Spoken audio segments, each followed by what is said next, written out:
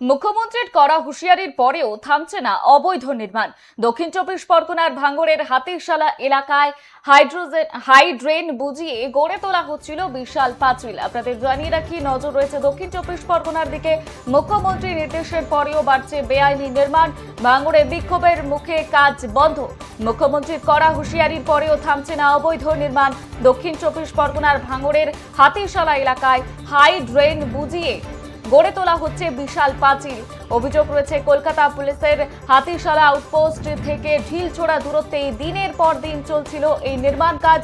স্থানীয় বাসিন্দাদের দাবি, ড্রেন বন্ধ হয়ে গেলে বর্ষাকালে জল নিকাশির সমস্যা আরো তীব্র হবে। অভিযোগ উঠেছে এই অবৈধ নির্মাণের নেপথ্যে স্থানীয় আইএসএফ নেতাদের মদত রয়েছে। যদিও অভিযোগ নিয়ে অভিযুক্তদের পক্ষ থেকে এখনো কোনো প্রতিক্রিয়া পাওয়া যায়নি। ঘটনাকে কেন্দ্র করে সরব হয়েছে বিজেপি নেতৃত্ব। তাদের দাবি, প্রশাসনের নাকের ডগায় বেআইনি নির্মাণ চললেও কোনো পদক্ষেপ নেওয়া হয়নি।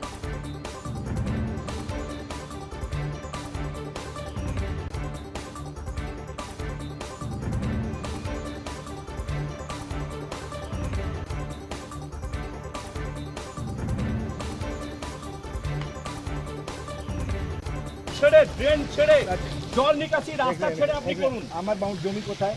আপনার জমি কোথায় আছে? এখানে তো ক্যানেল, জায়গাটা জল না না না, আমার জমি কোথায় আগে জানেন? বলুন।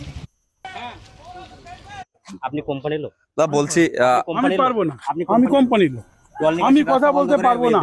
আমরা কোনো জল নিকাশি বন্ধ করি, আমরা জল নিকাশি বন্ধ করি। বন্ধ করা যায় জল নিকাশি? ভাই, আমরা জল নিকাশি কোনো বন্ধ করিনি ভাই। নিচু জমি আছে, জল তোমার দেখতে পাচ্ছ কোথায়, এখানে ড্রেন আছে। আপনি একটু দেখেন না। দেখো আমার দেখা আছে। স্যার, আপনি একটু আসবেন, একটু আসবেন। আমারে ক্ষমা করো। দুই সাইডে দুই দিকের মাথায় ড্রেনের লাইন আছে। আমার জমি ওইদিকে আছে, আমার জমির মধ্যে কোথায় ড্রেন আছে? ড্রেনের সামনে আমার জমিতে আপনি দেখান তো কোথায় ড্রেন আছে। না না, এটা কি কোথায়? আপনার কাছে মৌজা আছে? দেখুন কোথায় ড্রেন আছে। এখানে আসুন, আপনাকে দাদা আপনি একটা না না শুনুন না, আমার সব দেখা আছে। শুনুন, আমি পয়সা দিয়ে কিনেছি দাদা, আমি পয়সা দিয়ে জমিন খরিদ করেছি। আপনি একবার দেখুন, পয়সা দিয়ে জমি দেখুন না, আপনার মৌজা আছে তো আপনার কাছে। স্থানীয়রা অভিযোগ